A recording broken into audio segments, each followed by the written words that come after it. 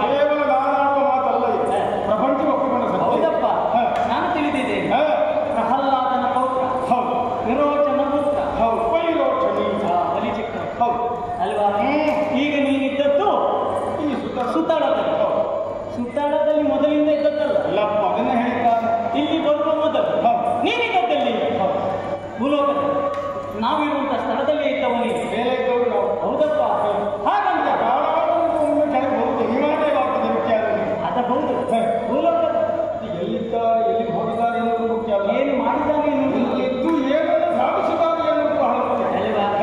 ಸ್ಥಳ ಯಾವುದೇ ಆಗಿ, ಜಾಗ ಯಾವುದೇ ಆಗಿ, ವ್ಯಕ್ತಿ ಯಾರೇ ಆಗಲಿ, ನಮ್ಮದೇನುಂಟು ಅದನ್ನು ನಾವು ತೋರಿಸಿಕೊಳ್ಬೇಕು. ಸಾಧನೆ ಏನು ಎನ್ನುವುದನ್ನು ನಾವು ಗಮನಿಸಬೇಕು. ನಮ್ಮದನ್ನು ಎಲ್ಲೂ ಬಿಡಬಾರ್ದು.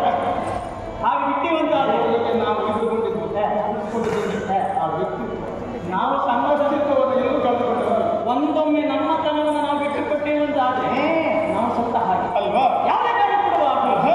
ಯಾಕೆ ಈ ಮಾತನ್ನು ಹೇಳಿದೆ? ಯಾಕೋ ಹೇಳುವುದಕ್ಕೆ ಕಾರಣ ಭೂಲೋಕದಲ್ಲಿದ್ದವನಿ ಮೊದಲು ಭೂಲೋಕದಲ್ಲಿದ್ದದ್ದು ಹೇಗೆ ಎಲ್ಲ ಅರಸು ಮಕ್ಕಳ ಮಂಡೆಯನ್ನು ನೆಟ್ಟಿ ಅವರಿಂದ ಕಪ್ಪ ಕಾಣಿಕೆಯನ್ನು ಪಡೆದವು. ಈಗ ಮಾತ್ರ ಹೊರಟವ. ಹೌದಪ್ಪ, ಆ ಕಾಲದಲ್ಲಿ ಮಾಡಿದ್ದು ನಾನು ಅಲ್ಲ ಅಂತ ಹೇಳಿದ್ದೆ. ಹಾಗೆ ಒಂದು ದುರಾಧೀನರನ್ನ ಗೆಲ್ಲಿದವ ನೀನು.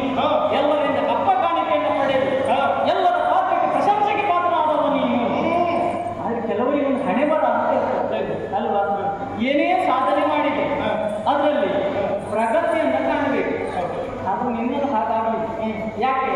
ಪ್ರಗತಿ ಸಾಧಿಸಿದವನು ಏನಿದ್ರು ಕೂಡ ಕೊನೆಗೆ ಬಂದದ್ದೆಲ್ಲಿದೆ? ಕೆಳಗೆ ಹೇಳಿದ್ದಾನೆ. ಹೇಳಿದಲ್ಲಿ ಹಣೆಗಾರ.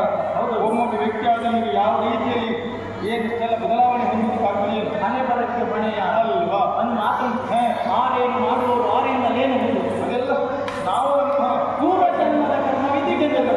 ನಾವು ನಮ್ಮಂತವರು ಹಾಗೆ ಕೈ ಕಟ್ಟಿಕೊಳ್ಳುವರು.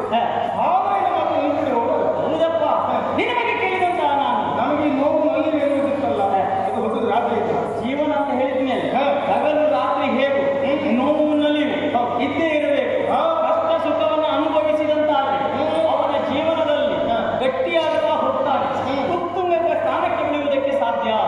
ಹಾಗೆ ನಿನ್ನ ಬಗ್ಗೆ ಕೇಳಿದವನ, ಆದ್ರೆ ನೀನಿದ್ದದ್ದು ಈಗ ಸುತಳದಲ್ಲಿ ನೀನು ಏನು ಮಾಡಬಹುದು, ನಿನ್ನ ಪರಾಕ್ರಮ ಎಷ್ಟು ಎನ್ನುವ ಹಾಗೆ ಕೇಳಿ ತಿಳಿದವನ.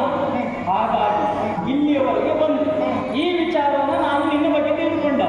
ಇನ್ನು ನನಗೆ ತಿಳಿದೇ ಇರುವಂತ ವಿಚಾರ ಏನಾದರೂ ನಿನ್ನಲ್ಲಿ ಉಂಟಾ?